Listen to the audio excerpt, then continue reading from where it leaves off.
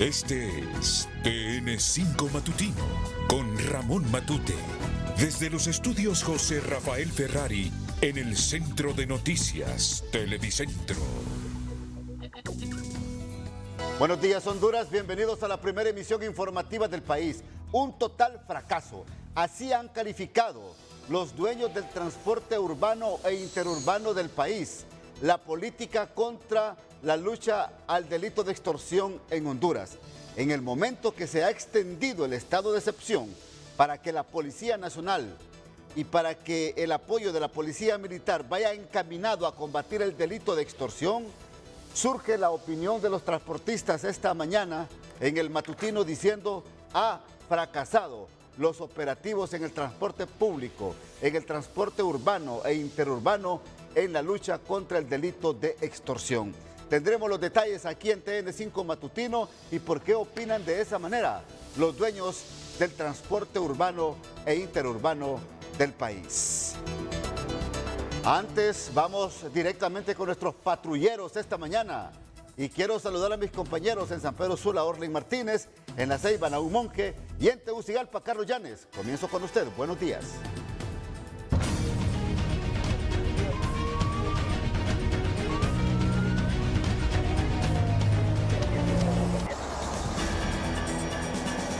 ¿Qué tal, Ramón? Buenos días a todos. En nuestro resumen les contamos que ha pasado una amarga noche de un duro proceso que le espera a la profesional del derecho que fue detenida por pretender colaborar con la pandilla 18 en la cárcel de Támara.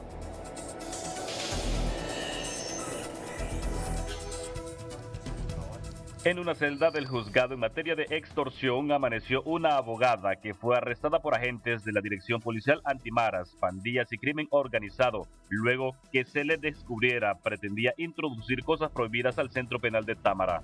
Según el reporte de las autoridades, la profesional del derecho es la representante legal de varios reos, miembros de pandillas, y esa recurrencia en las visitas al penal la habría hecho confiarse y pensar que iba a burlar los sistemas de detección de sustancias ilícitas, y en compartimientos falsos en latas de pintura pretendió introducir variedad de cosas, entre estas droga, marihuana y cocaína, limas metálicas, sierras o ceguetas para cortar metal, encendedores, cargadores, chips y memorias para celulares. La ahora imputada fue identificada como Ana, de 44 años, y los agentes penitenciarios creen saber ya a quién iban dirigidas las cosas que pretendía introducir ilegalmente. Y agentes de la UNMED policial del barrio Los Dolores le dieron captura anoche a una mujer que fue denunciada a través de una llamada de emergencia al 911 por su propia madre de violentarla físicamente. Se trata de una joven de 19 años quien reside con su madre en la colonia Camposielo de Comayagüela y, según la denuncia, tiene adicción por las drogas y cada vez que la madre no le daba dinero para comprarlas, la golpeaba. Y ante la recurrente conducta indigna de su hija, la progenitora se armó de valor y la denunció. A raíz de su declaración, la supuesta criminal fue arrestada anoche y en el transcurso de hoy será presentada ante un juez penal. Y un supuesto miembro de la pandilla 18 fue arrestado y enviado anoche directamente a los juzgados de letras penal, pues tenía una orden de captura por el delito de tráfico de droga. Se trata de un joven identificado con el alias de El Risueño, capturado en la colonia Los Alpes de la capital, cometiendo además el mismo delito por el cual tenía la orden de captura, ya que se le encontró en posesión de droga, marihuana y cocaína, asimismo un arma de fuego comercial pero sin su respectiva documentación.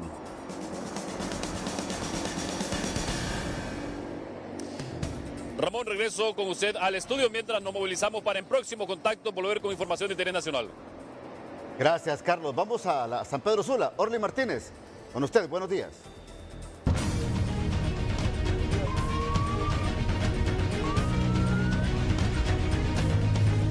Buenos días, gusto saludarles a esta hora de la mañana desde la ciudad de San Pedro Sula. Un clima bastante agradable a esta hora de la mañana. En la patrulla del Valle de Sula, nuestro compañero Christian Biden nos relata sobre un accidente vial en el segundo anillo de circunvalación donde murió lamentablemente una persona, además de 10 pintas de sangre que necesita una madre para salvar a su hija. A continuación, los detalles. Este miércoles en la patrulla TN5 informamos desde el Valle de Sula sobre la muerte accidental de un ciudadano en el segundo anillo periférico de San Pedro Sula, en el que la víctima mortal fue identificado como José Ayestas, residente en la colonia Miguel Ángel Pavón de la misma zona, donde falleció de manera instantánea, tras haber sido embestido por un vehículo cuyo conductor prefirió la vía de la fuga al ver lo que había provocado. La policía de tránsito llegó al lugar para resguardar la escena, mientras Medicina Forense se encargaba del levantamiento de ley. Según sus parientes, Ayestas intentó cruzar el carril que conduce de sur a norte cuando fue atropellado y su cuerpo habría sido arrollado al menos 30 metros. En otra información, la Policía Nacional Preventiva, en un patrullaje de rutina, detuvo a una joven de 22 años de edad identificada como Andrea Nicole Rodríguez, quien fue arrestada en el sector Cofradía de San Pedro Sula con supuesta droga en su poder para la venta menudeada, por lo que fue remitida a la Fiscalía de Turno del Ministerio Público en la primera estación policial sanpedrana y será presentada durante este día ante un juez de turno para determinar su inocencia o culpabilidad por el delito de tráfico de drogas. Y esta jovencita de nombre Génesis Girón requiere de la ayuda urgente con 10 pintas de sangre para someterse a una intervención en el hospital del Instituto Hondureño de Seguridad Social de San Pedro Sula. Para colaborar con las donaciones de sangre, se pueden comunicar con su madre Zoila a los números de teléfono 9870-5523 o al 9870-5547 para coordinar así el procedimiento con el Banco de Sangre de la Cruz Roja hondureña. Bien, licenciado Ramón Matute, y por la importancia de esta última noticia que nos ha dado nuestro compañero Cristian Baide, repito el número de teléfono de esta madre, 9870-5547 y 9897-5523. Seguramente esta madre le estará muy agradecido si usted coopera con una pinta de sangre. Mi informe, vuelvo a estudios principales. Buenos días. Vamos a La Ceiba. Nahum Monge, con usted. Buenos días.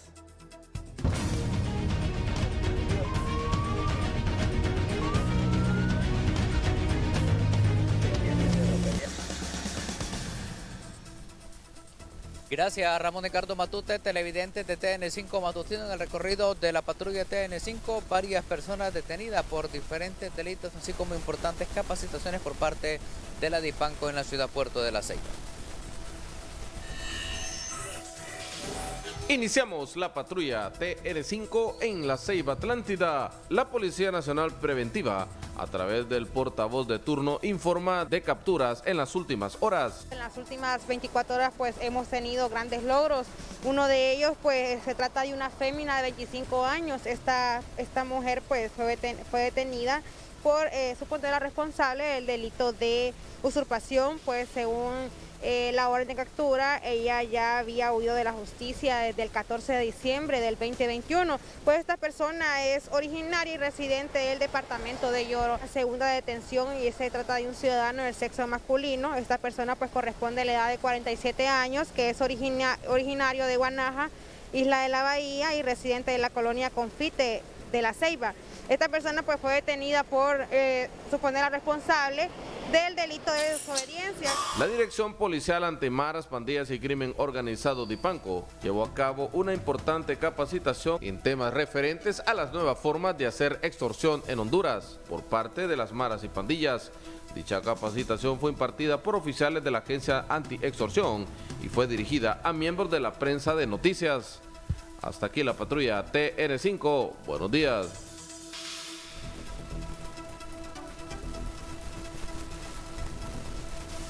Lo que ocurre a esta hora de la mañana, estaremos atentos. Ramón Ricardo Matute, televidentes de TN5 desde la novia de Honduras, con noticias de suma importancia para nuestro territorio nacional. De momento regreso nuevamente a Tegucigalpa. Gracias, Nahum Monge. Vamos a la primera pausa. Ya regresamos en el matutino esta mañana.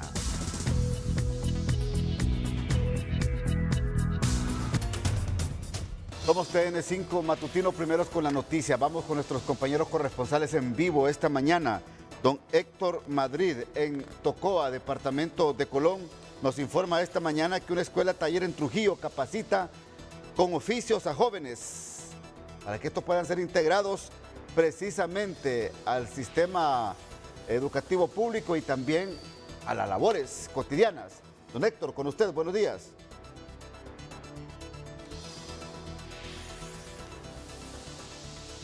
Gracias, somos primeros con noticias, Ramón. Estoy acá en el municipio de Trujillo, en la escuela taller, porque hay un interesante esta escuela taller que está llevando, o que se funciona acá, se llama CONEANFO. Estoy con la directora de esta escuela.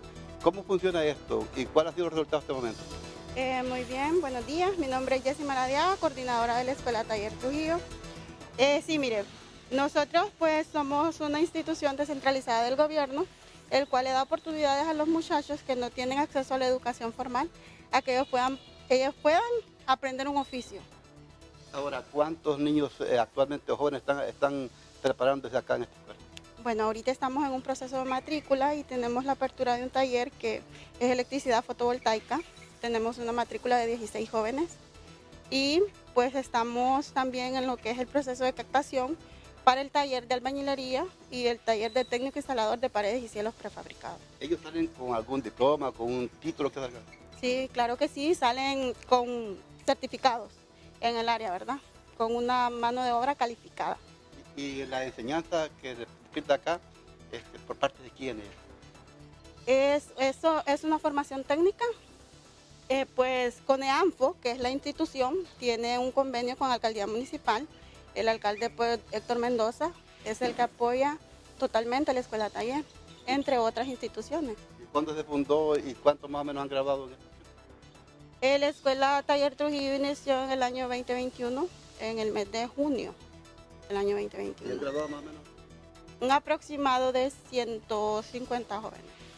Muchísimas gracias, Ramón, por esto que tenemos acá en Trujillo. Más de 90 jóvenes han sido graduados en esta escuela taller Trujillo. Esas personas que no tienen la oportunidad de estudiar en la escuela formal, pues se pueden venir acá a capacitarse y salen certificados los diplomas para que puedan desenvolverse en la vida. Lo que tengo en Trujillo Colón, con usted no me estudio. El tratamiento de hemodiálisis por fin llega en una clínica instalada a partir de hoy en Catacamas, departamento de Olancho. Una muy buena noticia para los pacientes que reciben esta atención médica. Cuéntenos, Alex Ordóñez, buenos días. Buenos días, licenciado Ramón Matute. Buenos días a todo el pueblo hondureño que está al pendiente de TN5 Matutino. Somos primeros con la noticia. Como usted lo acaba de mencionar, hoy es el primer día que van a recibir su tratamiento de diálisis los pacientes aquí en este municipio de Catacamas. Pero para ello me encuentro con el doctor Andino. Doctor, ¿esto es positivo para este municipio? Buenos días. Muchísimo, porque la clínica de hemodiálisis de Catacamas hace mucho tiempo urgía. La clínica que ha funcionado en Juticalpa ya no se daba abasto. La gente terminaba su último turno a las 10 de la noche. Y en transporte urbano, ¿cómo se regresaban a Catacamas o a sus aldeas? Así que hoy es un día histórico, es un día de mucha felicidad. El edificio se inauguró en diciembre, pero hasta hoy ha podido iniciar funciones y usted es testigo, TN5 es testigo de este día histórico para Catacamas y alrededores. Positivo lo mencionaba usted. Aparte de ello, ya hay pacientes hoy día recibiendo desde muy temprano, doctor, lo que es esta. Hoy se convocó un grupo modesto y gradualmente la empresa Diálisis de Honduras va a ir citando a más pacientes, pero los ajustes técnicos ya están al día, el personal, casi que la emoción no me deja poderle extender más el mensaje, excepto que acompaño a la felicidad de los pacientes este día.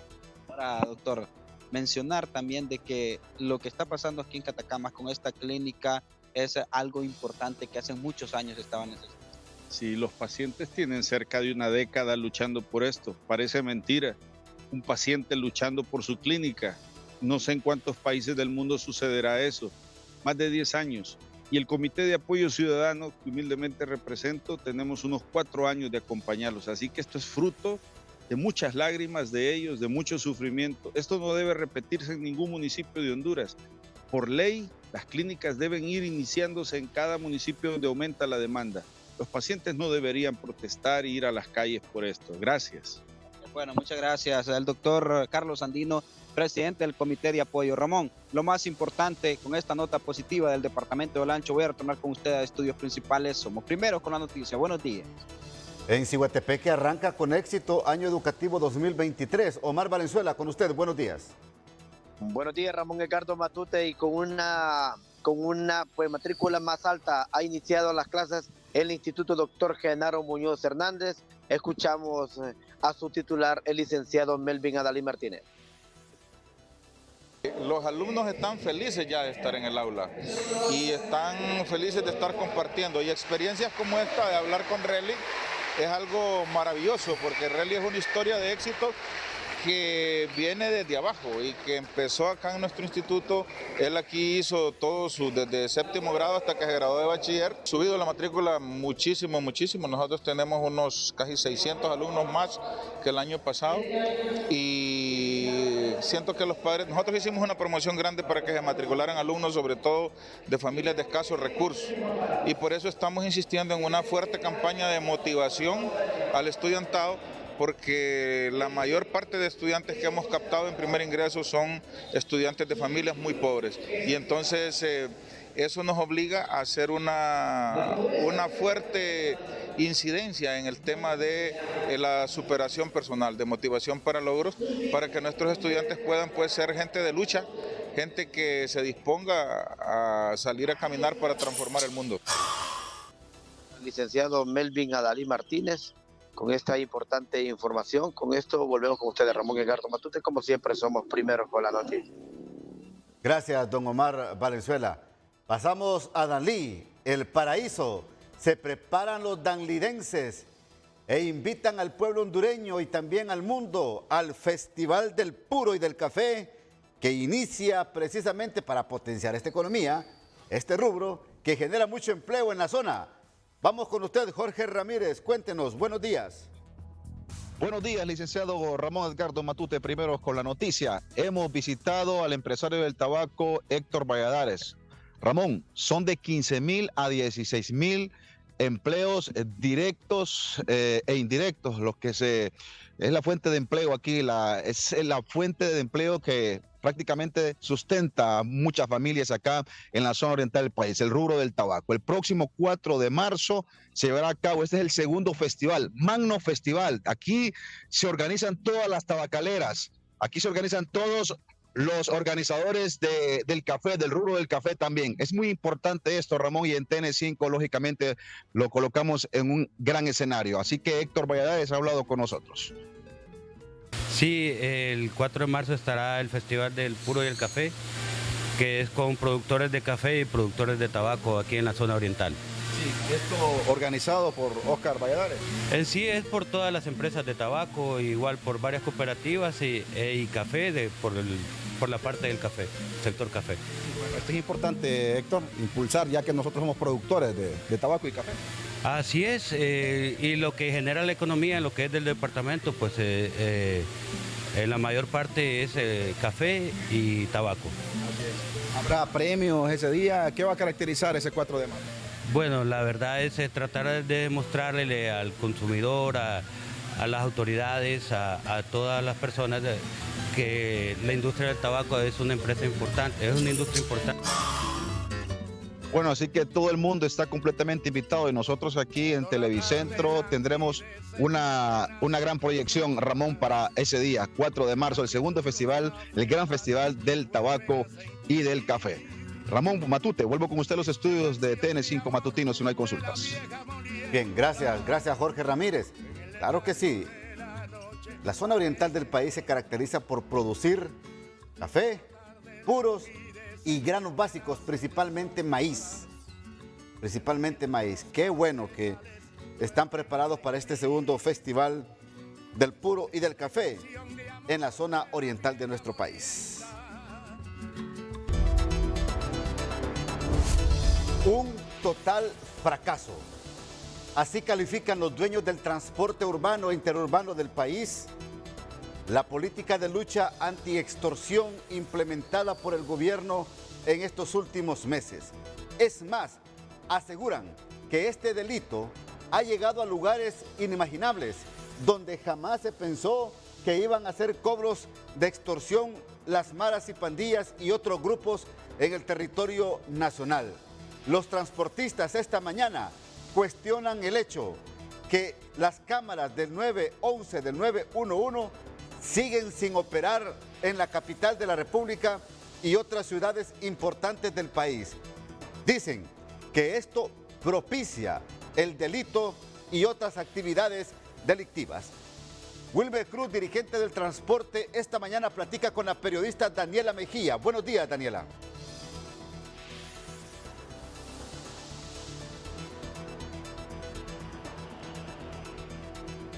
Muy buenos días, licenciado Ramón Matute y teleaudiencia de TN5 Matutino. En esta mañana ya me encuentro en compañía del dirigente del rubro del transporte, Wilmer Calix, a quien rápidamente vamos a consultar. ¿Ustedes como rubro del transporte han visto resultados o ha sido un total fracaso los operativos anti-extorsión ante el estado de excepción? Buenos días. Buenos días, licenciado Matute, gracias por la oportunidad que nos dan de dirigirnos al pueblo hondureño. Nosotros creemos que el estado de excepción ha dado algunos pasos pequeños, significativos en temas de seguridad, pero hemos notado que el estado de excepción que se presentó el año 2022 en Casa Presidencial no se ha podido llevar a cabo y explicamos por qué. En aquel momento se nos dijo que se iban a conjuntar varias instituciones. Número uno, el Consejo Nacional de Seguridad, que hasta el día de hoy creemos que no está haciendo su trabajo o no está operando. Número dos, se iba a conjuntar la Fiscalía, la Corte Suprema de Justicia, y íbamos a hacer todos una lucha en conjunto contra este delito. Hasta el día de hoy, también CONATEL iba a hacer su trabajo, la Comisión de Banca y Seguro, y hasta el día de hoy el mismo Congreso Nacional, porque habría que hacer algunas reformas a algunas leyes, las cuales no se han podido hacer y no se ha avanzado. Al final hemos notado que han dejado y le han dejado una carga tan grande a la Policía Nacional sin tener los elementos suficientes el día de hoy. Recuerde que la Policía Nacional viene de una depuración, no tiene más de 19.000 policías activos el día de hoy y le han dado tantas funciones que ahora ellos están en los centros penitenciarios, en protección a dignatarios, ellos están en oficinas. Y ellos, en este nuevo gobierno, han replegado al ejército a las barracas. ¿Qué es lo que estamos viendo? Que no tienen la capacidad operativa. Nosotros públicamente solicitamos para que este estado de excepción funcione, que se agrupe todas las organizaciones que se tienen que ver involucradas en este tema.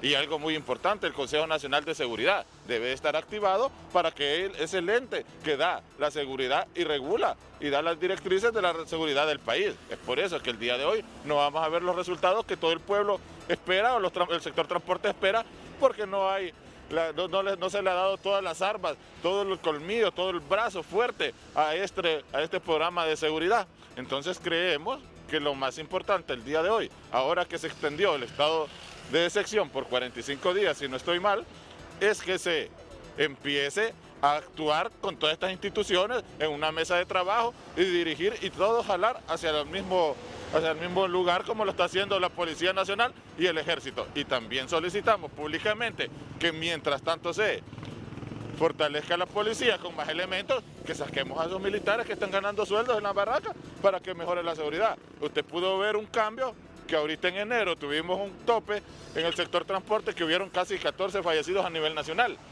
Sacaron a la policía militar y le dieron más funciones y usted vio que en el mes de febrero ya se redujo a 2 fallecidos en el sector transporte. Entonces miramos que durante el ejército apoyando a la policía esto va a mejorar, porque debido a que la policía no tiene la capacidad operativa, no tiene los suficientes elementos. Mientras tanto se fortalezca, hay que darle más funciones al ejército. Al seguir con estos actos de violencia en el sector transporte, ¿ustedes tomarían otras medidas? Bueno, nosotros como sector transporte hemos tomado unas medidas positivas, que ayer las expusimos en un prestigioso hotel de aquí de la capital, donde el sector transporte está poniendo su granito de arena, está haciendo lo suyo. Estamos implementando con el Instituto Hondureño de Transporte Terrestre un programa nuevo de recaudo, de videovigilancia en nuestras unidades, para que venga a aportarle también a la Policía Nacional y al Ejército nuevas armas para prevenir los delitos. ¿Han aumentado los índices de extorsión en el sector transporte? Nosotros queremos ser sinceros, desde que inició el estado de excepción no han incrementado, pero tampoco han disminuido. En el sector siguen cobrando las mismas organizaciones criminales en toda la ciudad. Por otro lado, para finalizar, también están en pruebas con el nuevo sistema de modernización para la seguridad de todos los pobladores en el transporte. Ayer dimos una muestra que el sector transporte hace 12 años, eso es lo que viene proponiendo, ayer lo mostramos, hemos visto 2 empresas y queremos ser claros, hoy por hoy el sector transporte, los empresarios de transporte están apuntando a una modernidad de un cobro electrónico, una modernidad del servicio, una unidad una unidad mejorada, donde tiene que el componente más importante es que este gobierno nos está apoyando y que nos quiere apoyar para que eso se logre y se mire en este 2024, los primeros meses de 2024 ya se mire funcionando este sistema. Wilmer Calix, dirigente del sector transporte. Con esas declaraciones, si no hay más consultas, retornamos con ustedes a estudios principales. Buenos días. Daniela, pregúntale a Wilmer Cruz, está en un estado de indefensión realmente la población en estos momentos. Sigue el apoyo de las cámaras de seguridad. El gobierno no ha luchado, no ha buscado la forma de cómo lograr que una empresa, una compañía privada o quien sea logre el monitoreo de estas cámaras de seguridad. Han ayudado mucho en la persecución del delito, han ayudado mucho en la persecución del crimen organizado y delincuencia común, han ayudado mucho las cámaras de seguridad en el tema también de accidentes viales. ¿Usted cree, Wilmer, que ya es urgente que el gobierno comience a buscar la empresa que opere estas cámaras de seguridad que están apagadas en estos momentos en la capital de la República y otras ciudades del país? Por un lado, Wilmer, y por otro lado, ¿cuánto pagan por extorsión ahora semanalmente?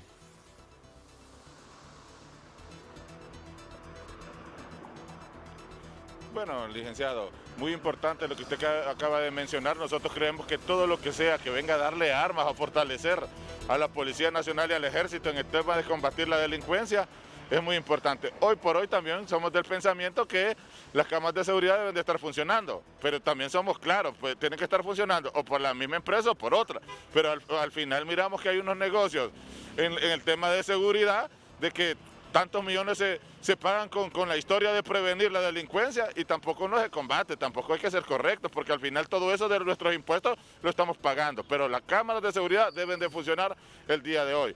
Y para la otra pregunta que usted nos hace, el sector transporte paga 50 millones a nivel nacional, solo en temas de extorsión mensual. Divídalo usted semanal, es una cantidad significativa, por eso decimos que se debe de combatir este delito con la misma fuerza e invertir el tiempo o el dinero para combatirlo, así como ellos también agarran ese montón de plata para delinquir. Bueno, gracias Wilmer, gracias Daniela, muy amable por este reporte. Yo le digo al gobierno, ya busquen la forma de operar estas cámaras de seguridad. Es necesario.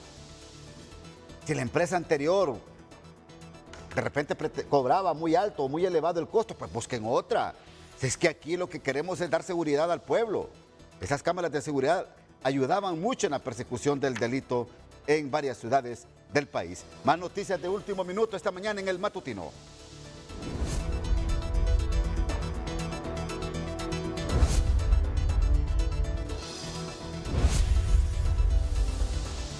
Hasta esta hora, ¿cómo avanza el secuestro de documentos en la municipalidad de Gracias en el departamento del Empira, donde algunas personas que laboran ahí en esa municipalidad han acusado ante el Ministerio Público al actual alcalde, al señor Escalante, y también a otras personas por supuestos delitos de corrupción? Ramón Rojas, con usted esta mañana. Buenos días. Buenos días, Ramón Edgardo Matute. Amigos televidentes de TN5 Matutino, somos primeros con la noticia. En las últimas horas, la Agencia Técnica de Investigación Criminal ha secuestrado documentación de algunos proyectos que se han realizado en la Corporación Municipal de Gracias Lempira. Tenemos con nosotros al portavoz de la ATIC, a Jorge Galindo, quien nos detalla en qué consiste, a qué llegaron y cuáles son los resultados de su visita ayer de la ATIC a la Municipalidad de Gracias Lempira. Buenos días, Jorge. Buenos días, Ramón. A ambos, Ramón Matute, Ramón Rojas, allá en el occidente del país, a los televidentes de TN5 Matutino. En efecto, la Agencia Técnica de Investigación Criminal, coordinados por la Fiscalía Especial para la Transparencia y Combate a la Corrupción Pública, iniciaron ayer una serie de diligencias investigativas en torno a darle cumplimiento a una denuncia por un presunto delito de malversación de caudales públicos, asimismo también el delito de abuso de autoridad.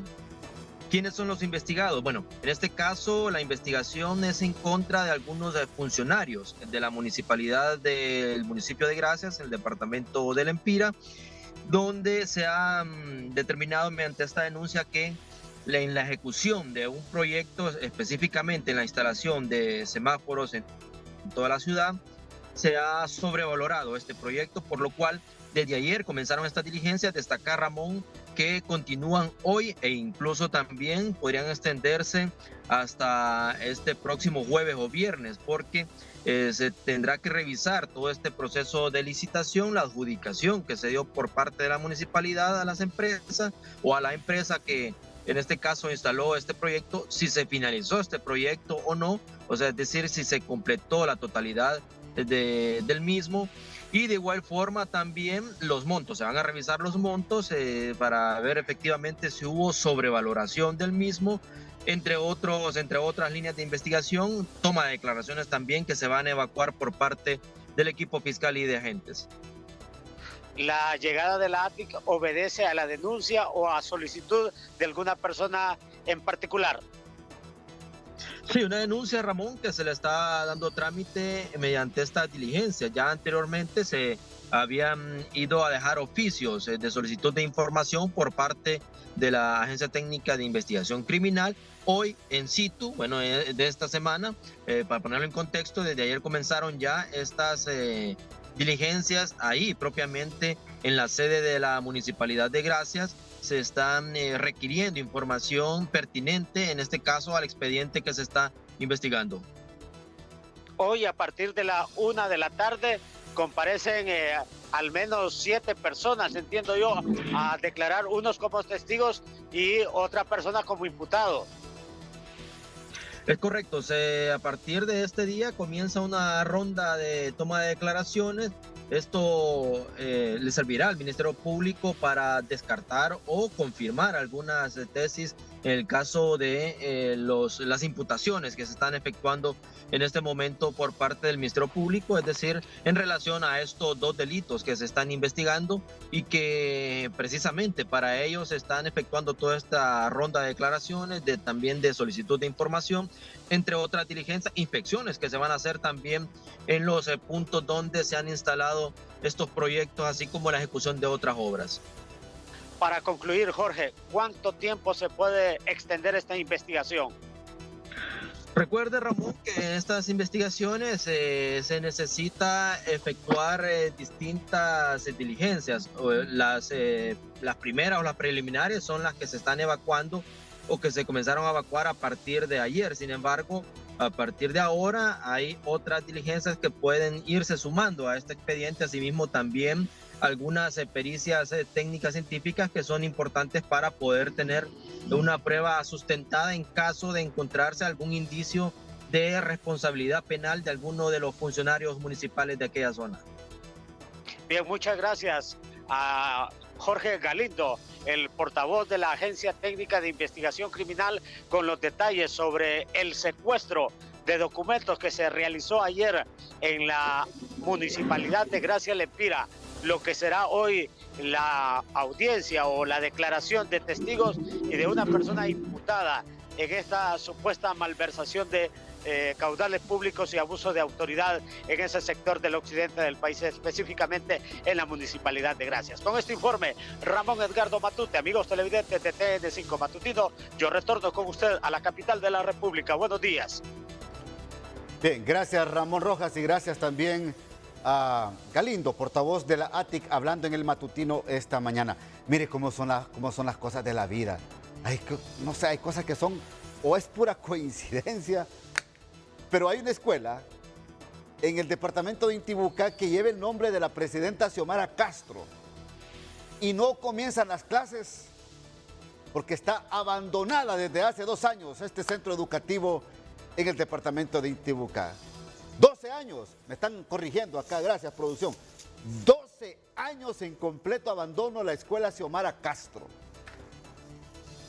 Hombre, tal vez don Daniel Esponda quiere quedar bien con su jefa esta mañana y manda a arreglar este centro educativo. Cuéntenos, Henry Fiallos, buenos días. En las condiciones se encuentra el jardín de niños Xiomara Castro de Celaya, el cual lo hemos encontrado en la comunidad de Jiquinlaca, en el municipio de Concepción, Intibucá, en la zona fronteriza con El Salvador. Pueden observar, no tiene acceso para poder ingresar a este jardín de niños hay que entrar por casas particulares. Hay otro acceso que está totalmente abandonado en la parte posterior de este jardín de niños. No tiene mobiliario, está totalmente destruido en este jardín de niños en la zona fronteriza con El Salvador. Vamos a escuchar en este instante a la licenciada Sheila Gisela del Cid, la directora de este jardín de niños.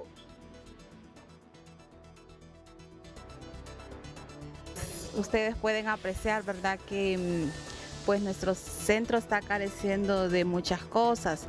En primer lugar, pues nos ha costado un poco porque, bueno, este centro no tiene entrada para poder, ¿verdad?, que los niños tengan el acceso. Hemos estado casi prácticamente como por 12 años así con este problema.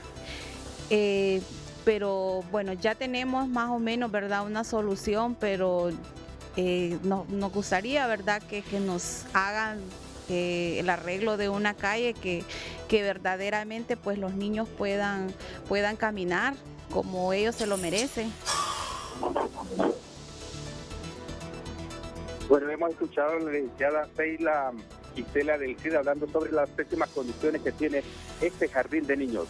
Desde hace 12 años está en abandono este jardín de niños en la zona fronteriza con El Salvador. Esperamos porque tenga el nombre de la señora presidenta de la República, de inmediato le pongan mano a este problema. No tiene mobiliario, no tiene acceso, en completo abandono este jardín de niños en la zona fronteriza con El Salvador. Es Henry Ciayos para TN5 Matutino. Buenos días, vamos a una pausa comercial.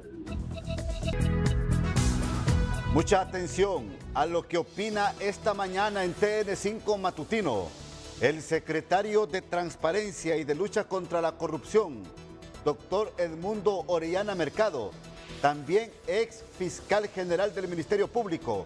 Inmediatamente, la Corte Suprema de Justicia, el Pleno de Magistrados recién elegidos en el Congreso Nacional, debe proceder a investigar a exfuncionarios judiciales que violentaron la Constitución de la República de acuerdo a la óptica del doctor Edmundo Orellana, sobre todo en el tema de reelección presidencial y otros delitos que de acuerdo a él deben de perseguirse a los ex magistrados de las Cortes Supremas de Justicia de los últimos 12, 14 años en Honduras. Mucha atención a lo que dice el doctor Edmundo Orellana aquí en TN5 Matutino. Yo diría que, mire, si es la elección de la Corte nos ha traído una bocanada de oxígeno frente al enrarecimiento que había de las voces de la política en el país.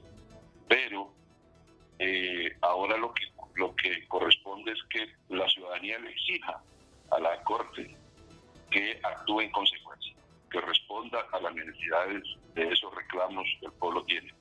Y entre esos reclamos está justamente declarar la inconstitucionalidad de la reelección de las sedes del pacto de impunidad que permite que el Tribunal Superior de Cuentas sustituya al Ministerio Público y al Poder Judicial, y todas esas leyes perversas que emitieron durante el régimen de la narcodictadura y que se erigen como un gran monumento a la corrupción y un muro insondable e impenetrable de la impunidad. Así es que tienen ese gran compromiso. La Sala Constitucional tiene que hacerlo, pero también hay otro compromiso, sí, y es que ya se inician las investigaciones en contra de los magistrados de la Corte Suprema de Justicia que se vieron involucrados en esas decisiones y le han hecho tanto daño al país. Es absolutamente necesario que el Ministerio Público comience a hacer investigaciones a fondo, porque esta gente no puede quedar impune. Le hizo mucho daño al país para que puedan irse tranquilamente a sus casas, sobre todo los que están involucrados, porque no todos lo están, desde luego. ¿Que ya procede el Ministerio Público a hacer estas investigaciones, doctor? Tiene que hacerlo ya, no debe tardar. Y si acaso las actuales autoridades no lo quieren hacer, pues hay que exigirle al nuevo fiscal general que lo haga. ¿Por qué pueden ser acusados estos magistrados? Hay de todas las barbaridades que hicieron. Es que el daño que se le hizo al país, Matute, se le hizo a través del Poder Judicial, porque fue quien protegió a los delincuentes. Dictaron sentencias diciendo que era constitucional la entrega del territorio nacional. Dijeron que era inconstitucional la Constitución. Dijeron que era constitucional el pacto de impunidad. Todo eso, lo único que nos revela es que ahí habían enemigos del país, habían traidores a la patria, y esos tienen que ser investigados, y aquellos que resulten responsables deben ser castigados definitivamente. Y son de la corte que acaba de dejar su cargo, ¿verdad? Pues es todo el régimen, son 12 años dictando sentencia. Rápidamente las reacciones esta mañana. Abogado Raúl Pineda, analista nacional de temas jurídicos también, y el abogado Melvin Duarte, que se encuentra con el periodista Carlos Llanes. Comienzo con usted, Tony Munguía. Buenos días.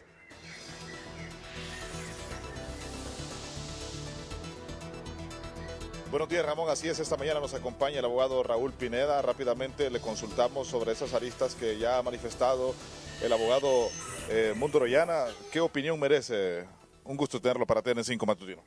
Buenos días. Yo comparto la intención y la idea del doctor Orellana, pero se le olvidó también incorporar en ese listado de actos ilegales lo que se hizo en el presente gobierno con el decreto de amnistía, que amplió a 39 delitos de naturaleza común el carácter de delitos políticos.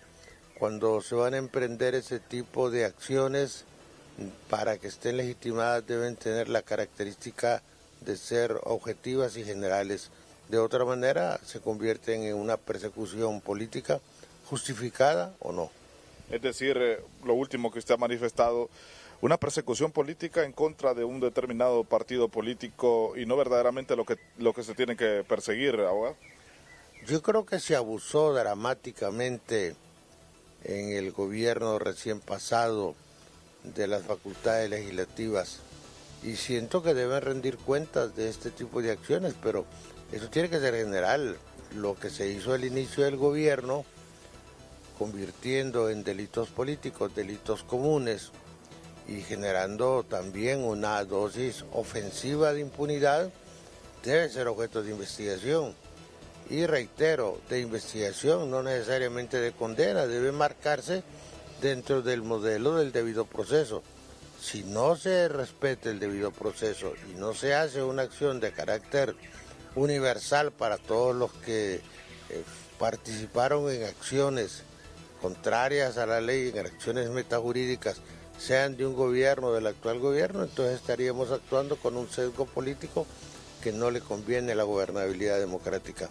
Y obviamente esto era prácticamente inevitable y lo va a ejecutar en algún momento el nuevo fiscal, porque nos guste o no, son acciones que tienen una connotación política.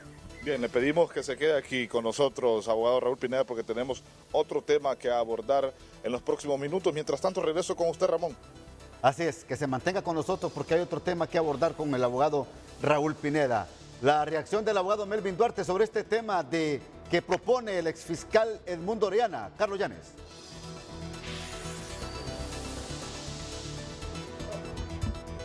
Así es, Ramón. Bueno, el abogado Marlon Duarte me acompaña esta mañana y pues tiene un criterio ya muy claro sobre lo que se debe hacer con esta corte saliente porque, bueno, con su vasta relación jurídica, porque ha sido litigante, abogado, ¿qué debe suceder con el pleno de la Corte Suprema de Justicia saliente? Buenos días. Bueno, en primer lugar hay que definir cuáles son las actuaciones jurisdiccionales particulares de cada uno de los magistrados, que en este caso no hay que tener una injerencia, aunque ya no cabe la injerencia, de acuerdo a la independencia de estos magistrados en cuanto a sus resoluciones, pero sí hay que ver la administración de la cosa pública, es decir, en el rango del presidente de la Corte Suprema de Justicia se construyeron cualquier cantidad de edificaciones, yo le llamo una disentería de construcciones a nivel nacional, y causa extrañez porque inclusive habían edificios que se inauguraban y ni siquiera había luz en los mismos, no había ni siquiera, las puertas no estaban construidas. Esto nos da una sospecha de que había, como dicen ahí, alguna situación anómala, distinto a lo que ocurre en otras instituciones cuando se construye un determinado bien. Yo siempre he dicho que habían lugares donde se construyeron enormes edificios que no necesitaban. Por ejemplo, Lepaera, Lempira, se construyó un enorme edificio solo porque es de ahí el expresidente de la Corte Suprema de Justicia. Cuando en Talanga tienen un edificio extremadamente pequeño para atender todos los municipios del norte de Francisco Morazán. En la zona de Sabana Grande se necesita un edificio de juzgados de letras que atienda a todos los municipios del municipio de Francisco Morazán, del departamento de Francisco Morazán, y aún así no se hizo absolutamente nada. Yo digo que porque está muy cerca, yo digo que porque ahí estaba directamente la supervisión social de estas construcciones y eso nos causa extrañez. Ya la situación jurídica por sus decisiones, ya esa es otra situación, pero lo que tenemos tangente es la comisión de delitos como el delito de malversación de caudales públicos. Inclusive se establecen investigaciones que inclusive hay el testaferrato producto de estas construcciones donde se beneficiaron algunas personas que son muy cercanas al presidente de la Corte anterior, que este presidente de la Corte anterior era el que manejaba el presupuesto, por decirlo así, era el ministro, director de la cosa pública, manejaba todo lo que es presupuesto de la Corte a su libre anchas. Entonces hay que investigar, cosa que nunca se ha hecho, cuáles eran el destino que se le dieron a todos estos presupuestos. También encuentra usted que se cometió abuso de autoridad violentando los procesos en algunos hondureños que fueron acusados o sentenciados ilegalmente. Totalmente. Lo que pasa es que acuérdense que ellos, el presidente anterior dirigía todas las resoluciones que iban en contra o a favor de miembros del círculo cercano de Juan Orlando Hernández. Entonces, todas estas situaciones hay que investigarlas. Hay que investigar también las actuaciones de la primera corte que se acuerda usted cuando quitaron los 4 magistrados, que ellos fueron los que en su momento emitieron una resolución favorable a la reelección. Ese es el origen de esto. ¿Qué hizo ¿cómo se llama? El Ministerio Público a través de la Fiscalía de Defensa de la Constitución, que no hizo absolutamente nada, no presentó ningún amparo en contra de esta decisión arbitraria que cometió en su momento la Corte anterior, es decir, la Corte que se destituyeron los 4 magistrados de la Sala Constitucional. El caso del alcalde o exalcalde de Talanga, Roosevelt Avilés, bueno, había una sentencia favorable para que quedara en libertad. ¿Qué pasa? ¿Por qué está todavía en prisión? Acuérdense que ese es un trámite. Parece que en esta semana se va a emitir la resolución por parte de la Corte de Apelaciones en la que emitirá una nueva resolución atendiendo la orden de la Sala Constitucional para otorgarle las medidas cautelares al señor Roosevelt Avilés, y pensamos que en esta semana se va a emitir la resolución correspondiente a favor del señor Avilés, ya que la Sala Constitucional ordena que se le otorguen otro tipo de medidas debido a su precario estado de salud. ¿Sabe usted, el Ministerio Público está detrás ya de las denuncias en contra del abogado Argueta?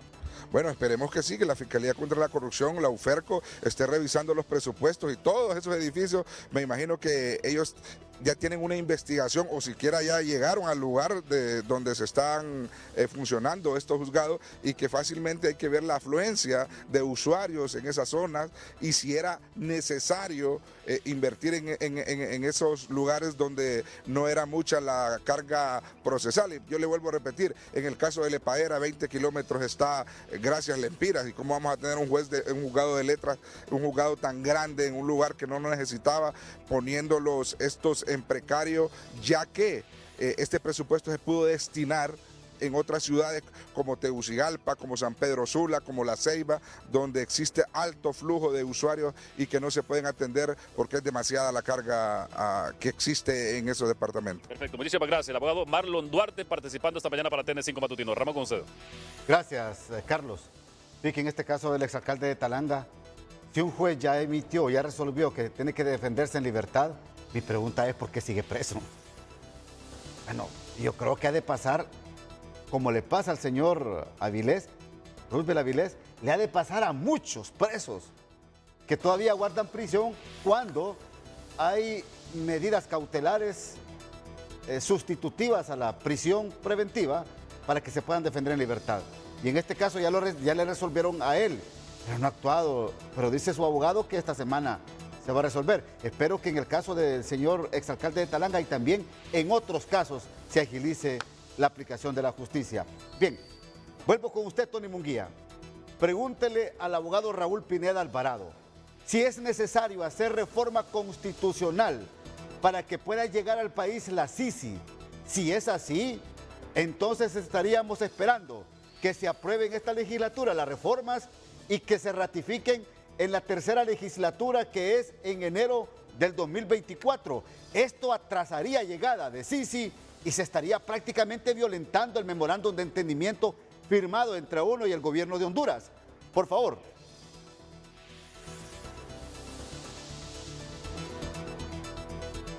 Así es, Ramón, y es tomando base el proyecto que presentó la diputada Hortensia Zelaya. Rápidamente le consultamos al abogado Raúl Pineda, ¿es necesario reformar la Constitución para la instalación de la Sisi o es un pretexto de las tres fuerzas políticas que están en el Congreso Nacional en estos momentos? Yo creo que no es necesario y menos aún conveniente la reforma de la Constitución, porque la Constitución está diseñada en su parte orgánica para instituciones permanentes o de duración indefinida, y la Sisi tiene un plazo, un término determinado. Así funcionó la Maxi.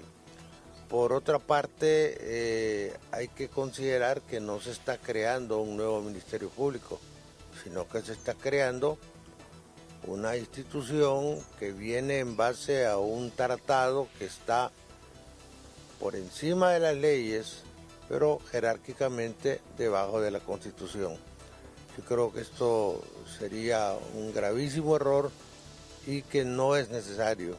Y repito, tampoco es conveniente hacer una reforma constitucional que le atrasaría prácticamente 2 años más la puesta en vigencia de una comisión que se quiere que este año empiece a trabajar, por lo menos es lo que se le ha prometido a la sociedad hondureña. ¿Es un contubernio de blindaje de los tres partidos políticos? Estamos hablando de los que firmaron el consenso para lograr los magistrados de la Corte. Yo creo que no, yo creo que lo que hay es poco conocimiento técnico que se resuelve una vez que se emite el dictamen a este proyecto, o que se entienda que lo que se necesita es un tratado, un convenio aprobado por el Congreso, que jerárquicamente va a suplir todas las limitaciones, todas las debilidades que eventualmente tenga la ley del Ministerio Público. Pero una Sisi que viene por un periodo determinado y que viene con funciones que no son todas las que tiene el Ministerio Público, no debe ameritar una reforma constitucional.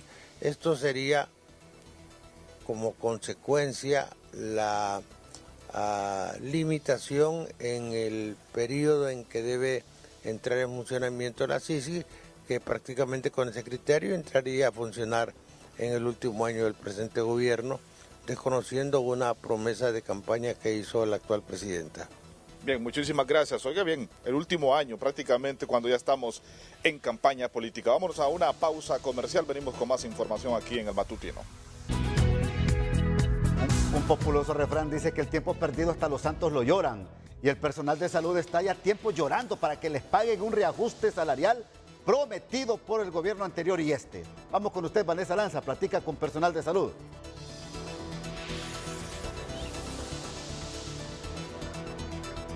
Buenos días, licenciado. Así es, el día de hoy personal de salud reclama el reajuste salarial pendiente, no solamente el de este año 2023, sino también el que todavía les adeudan del 2022. Buenos días, doctor César Arita. Muy buenos días, es un placer estar en este próximo programa. Bueno, como sabrán, no es un aumento el que se está solicitando, es algo que se dio vía decreto, lo cual es un reajuste que justamente y dignamente, valga la redundancia, lo tienen bien ganado todos estos colegas. No sabemos por qué en el reajuste del año pasado se excluyó a todos los profesionales de salud y más aún todos los de primera línea, que han estado combatiendo en primera línea, porque como sabrán no se le dio lo que es el reajuste a las personas que tenían su nombramiento de acuerdo del 2020 en delante, si fue el 2020 para abajo, y sabrán que la ley no hace excepción. Aquí se debe incluir tanto al personal que está de acuerdo por contrato o interinato.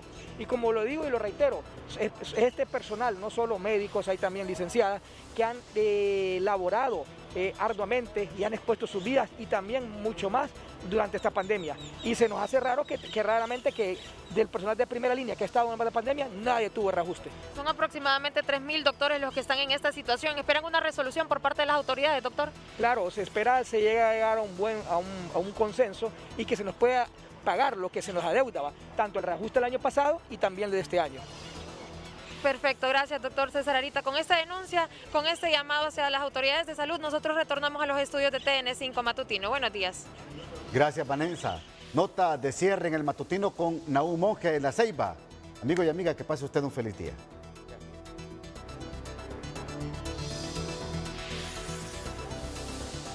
Gracias, Ramón Edgardo Matute, televidente de TN5 Matutino, y específicamente en estos momentos conversamos con Franklin Padilla sobre la reapertura de las normales mixtas en los distintos sectores, específicamente en el municipio de Tela Atlántida. Este domingo 26 está establecido de que en las 5 escuelas normales que se van a reaperturar va el examen de admisión. Invitamos a la población que se pueda inscribir, está ahí en la página de la Dirección Departamental como también de la Secretaría de Educación.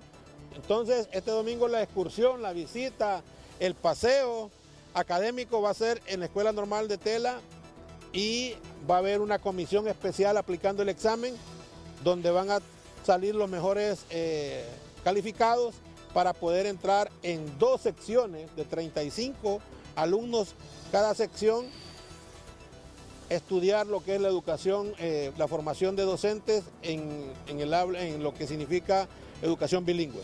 Bueno, muchísimas gracias, Franklin Padilla, dirigente magisterial, sobre la reapertura nuevamente de la normal mixta en el municipio de Tela, este departamento de Atlántida. La información aquí en TN5 Matutino.